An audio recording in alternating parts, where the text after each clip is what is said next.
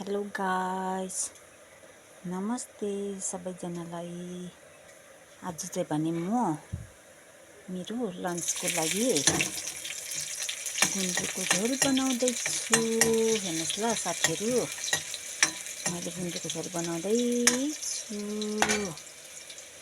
हेर्नुहोस् है।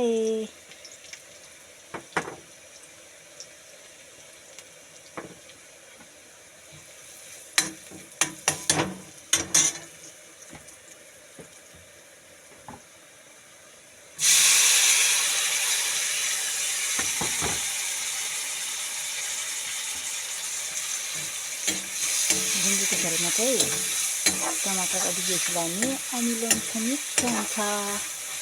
तर म चाहिँ खाँदिनँ, मैले खानु हुँदैन बिमारले गर्दा।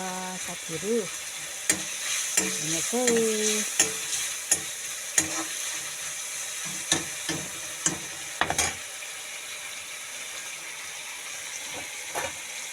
अनि अर्कोपट्टि सब्जी पकाउँदैछु।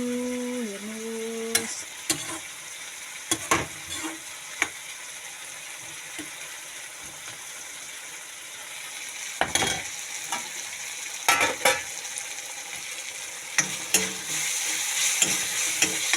अनि तपाईँहरूले पनि लन्चको लागि खानाहरू बनाउनु हुँदै होला, कसैले बनाइसक्नु भयो होला, कसैले बनाउनु हुँदै होला। साथीहरू म चाहिँ भने भर्खर बनाउँदैछु।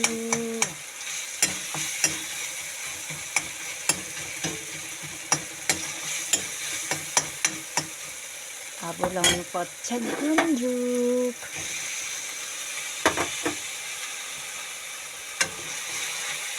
अब मजाले धुनु पर्छ। अनि तपाईँहरूलाई चाहिँ मनपर्छ कि पर्दैन यसो कमेन्टमा लेखिदिनुहोस् है साथीहरू। गुन्द्रुक मनपर्छ कि पर्दैन।